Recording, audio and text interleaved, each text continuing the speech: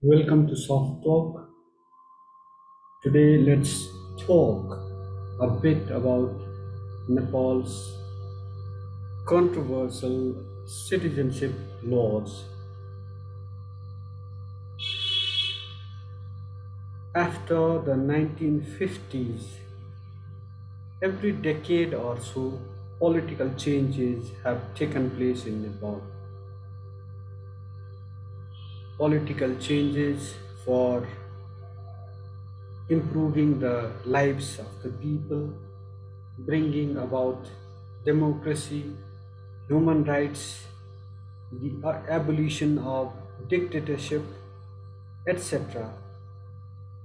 After each wave of political change, the governments have tweaked citizenship provisions. This tweaking is meant to provide citizenship certificates to lakhs of foreign people, foreign nationals, mainly from the neighboring countries.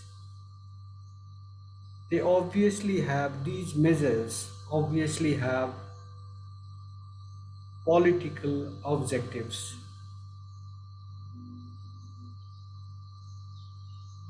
The political parties have been doing it to just shore up their vote banks. That is what the Panchayat regime did about 40 years ago. It granted citizens to lakhs of people. The reports of that time say that. And after the political change of the 1990s, also the so called democratic regime that came to power, that regime also granted citizenship to lakhs of people. The cut-off date for acquiring citizenship is a constant in many countries. In Nepal, the cut-off date is I think it's the 1950s, the 1950, exactly the year 1950.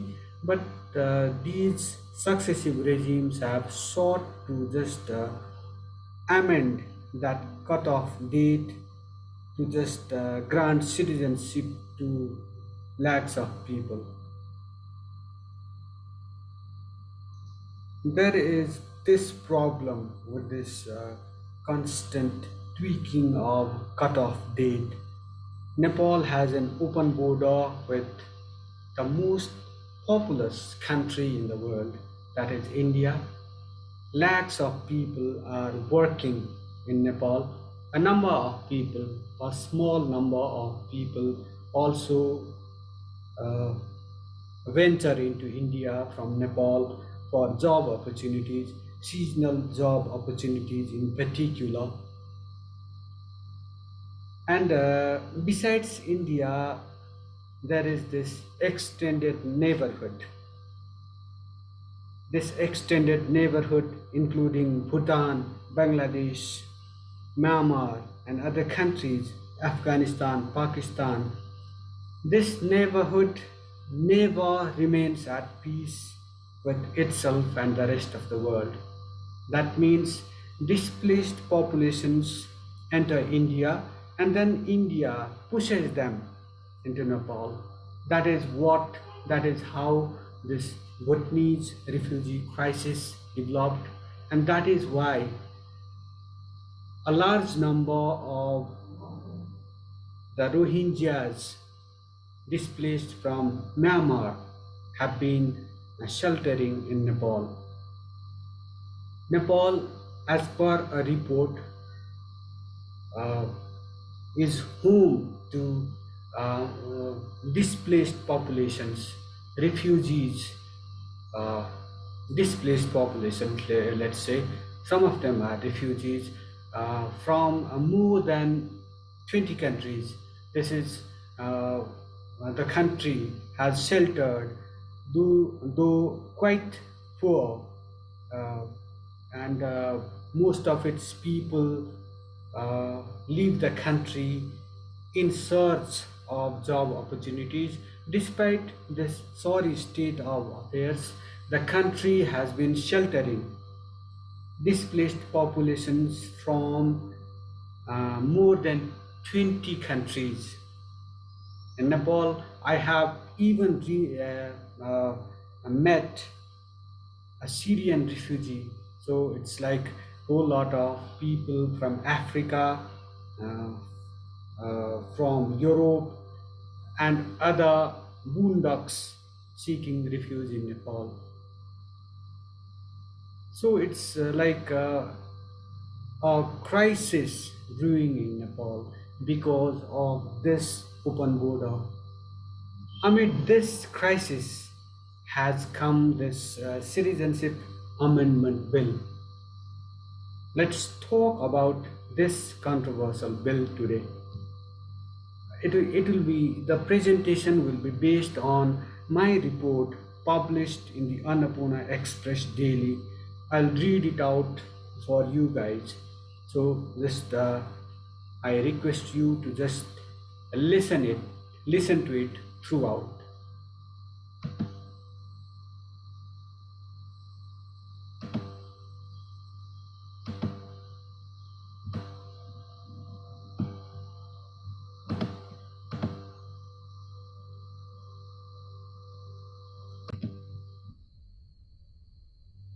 President Ram Chandra Paudel on Wednesday authenticated a controversial bill to amend the Citizenship Act that many constitutional experts had regarded as dead.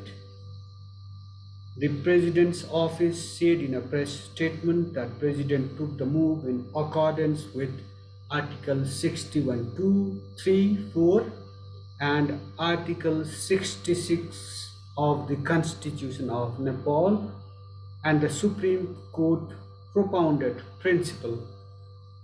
He took the move after receiving a letter from the office of the Prime Minister and the Council of Ministers requesting authentication of the bill.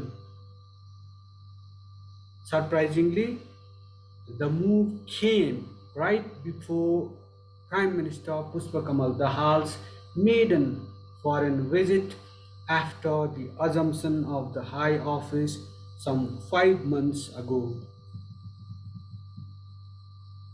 The presidential seal of approval has already stoked controversy, with a number of constitutional experts describing it as a breach of the Constitution of Nepal 2015 in its letter and spirit. President Paudel's predecessor, Bidya Devi Bhandari, had serious reservations about this very bill that the then government had tabled on July 8 last year.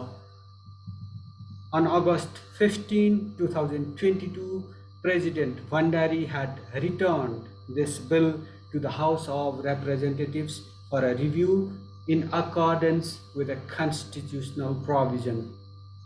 15 days after the submission of the bill for authentication after endorsement from the House of Representatives and the National Assembly, that is, the lower house and the upper house respectively, on July 22 and July 28 respectively. But the Parliament had again sent the legal instrument to the President's office for authentication without incorporating presidential concerns. Subsequently, President Bhandari kept the bill on hold, quoting controversy with a section of the legal fraternity pointing that it was a breach of authority on the part of the head of the state. Amid this continuing controversy, the country went for federal and provincial elections on November 20 2022, and a new parliament took shape along with new governments and a new president. This meant what? This meant the expiry of the old bill. That is what experts say. But the Dahal led coalition government chose to press ahead with the same bill and got an express seal of approval without the president bothering to send it back to the House of Representatives from where it originated for review. Subhash Chandra Nembang, the Constituent Assembly Chair and CPN-UML lawmaker, says that the presidential move shows the government has embarked on a path not recognized by the Constitution. This is a serious allegation that he says that this path, that this government, the Pushpa Kamal Dahal government, has embarked on a path that the Constitution of Nepal does not recognize. When the then president refused to authenticate this bill, some parties accused her of violating the Constitution. This time, the government chose to submit the bill to the president instead of tabling it to the House of Representatives or the National Assembly for approval. Subsequently, the president authenticated the bill, which constitutional provision allows the government to present a bill to the president by undermining the parliament. That is what CPN-UML leader and lawmaker Nembang, Subhash Chandra Nembang, wants to know. The very parties that had accused the then President Bidya Devi Bhandari, of violating the Constitution by not authenticating the bill have opted for an unconstitutional move. That is what Nembang says. Anantaraj Luitel, constitutional expert, says the Constitution does not allow the President to undertake such an unconstitutional move. Obviously, according to the restrictive clause of Article 111(1), no bills under consideration at the Parliament, that is, the both chambers of the Parliament, the lower house, that is, the House of Representatives, and the upper house, the National Assembly. No bills under consideration at the Parliament will be active following the dissolution of the House of Representatives. That is what constitutional expert Anantaraj Luitel says, citing the restrictive clause of Article 111(1) of the Constitution of Nepal. Then comes Article 113(4) of the Constitution. It says, if any bill is returned by the President to the Parliament with suggestion or advice, and if the Parliament sends it back to the President, the head of the state should endorse it within 15 days.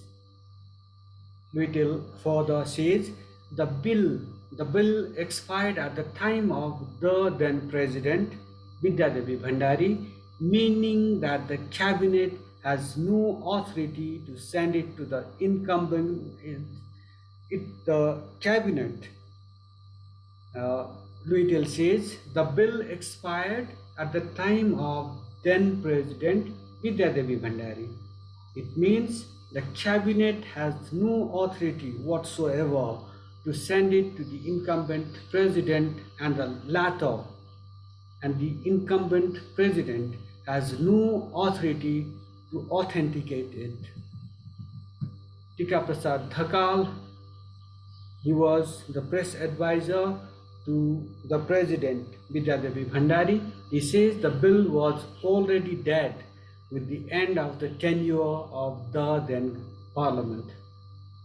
The incumbent government should have brought a new bill in the parliament and, following a due process, submitted it to the president for authentication.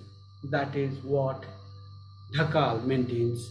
He says, but the government acted it as if it were introducing some ordinance, not bothering to differentiate between an ordinance and a bill. Dahal says it's a double breach of the Constitution.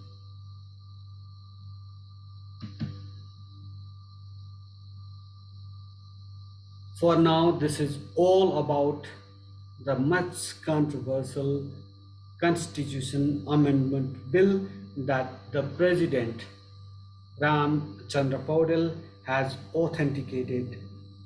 This bill has opened what you call a can of worms. Protests have already erupted, and the timing, once again, let me remind you, the timing of this bill is of immense importance.